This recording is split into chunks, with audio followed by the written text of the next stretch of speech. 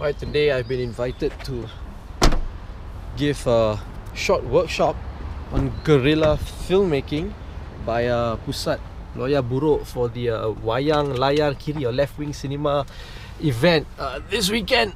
So, guerrilla filmmaking. Things grow so gravy, all things will never die. I was sorry with the people, no bad. So I'm going to be talking about guerrilla filmmaking at the workshop. Brought some books. I'll show them some of my work. I brought some books of mine that hopefully I can sell and make some money. For the camcorder, my face in your damn hands. Use you with the crayon, your list of demands. I was begging for mercy, but it didn't work. I went berserk at the clerk at the gas station. He could sense my frustration as you placed a gun to my face. Mistake one, but not to be outdone. Your partner in crime busted out of the aisle, crazy in his eye and survival on his mind. I ducked in cover when he pressed the trigger, blowing the whole place so bad even Columbus couldn't discover it. The rigors of being kidnapped by a fat and lazy, scrappy human being. I wasn't trapped for long after the place was blown to bits. Thinking he was safe, I went blitzkrieg on his pits, putting up and smacking down if someone would have watched it. So we're almost done with the workshop, right? Yeah. Right, we're almost done with the workshop. So semua dah keluar shoot, right? I hope you guys had a good time.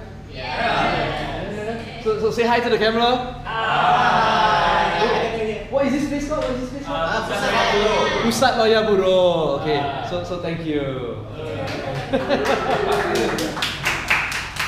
Okay, so that was the workshop that I actually gave. It's a guerrilla documentary filmmaking workshop, and I actually want to thank Project Dialogue and Buku Jalanan for inviting me to conduct that workshop. Now, I give these kinds of workshops a lot, and I'm a big advocate of solo journalism, and that's what I try to actually encourage people to do. It's being a one-man crew where you shoot and edit and basically you do everything yourself when you're shooting a video or a documentary or making a film.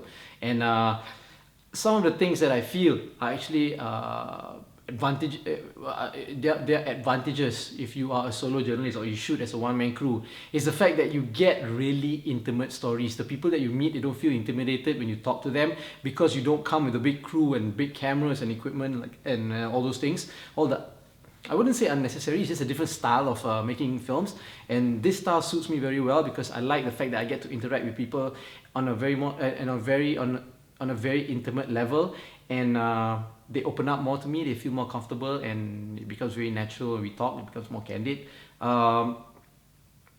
So I enjoy doing it, and one of the other reasons that I also do, I actually started out doing solo journalism because of the cost actually. A big part of my career, I was 10-11 years, I was actually freelancing and I was contributing news pieces on video for international news agencies and even local news agencies, news organizations. And if I did everything myself, it actually helped me to save costs, and when they paid me, all I had to pay was myself, and I try to keep the equipment really simple. I've got one camera which I'm shooting on right now with a microphone. Sometimes I carry a tripod, but most of the times I don't. The camera is really small, it's just a DSLR. I've got this which I carry around with me all the time, a GoPro, right? A GoPro.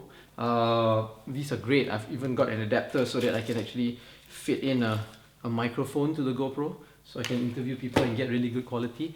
And I never leave home without my smartphone, right? So this thing is also a great tool for filmmaking, and thanks to technology, it makes solo journalism a cinch, right? And I really, really love it. It makes things so efficient, and I don't know, maybe because my origin, I actually started out as a writer, and I like writing because writing is a very solitary process. So I enjoy filmmaking by myself too, because it gives me the opportunity to reflect on my own.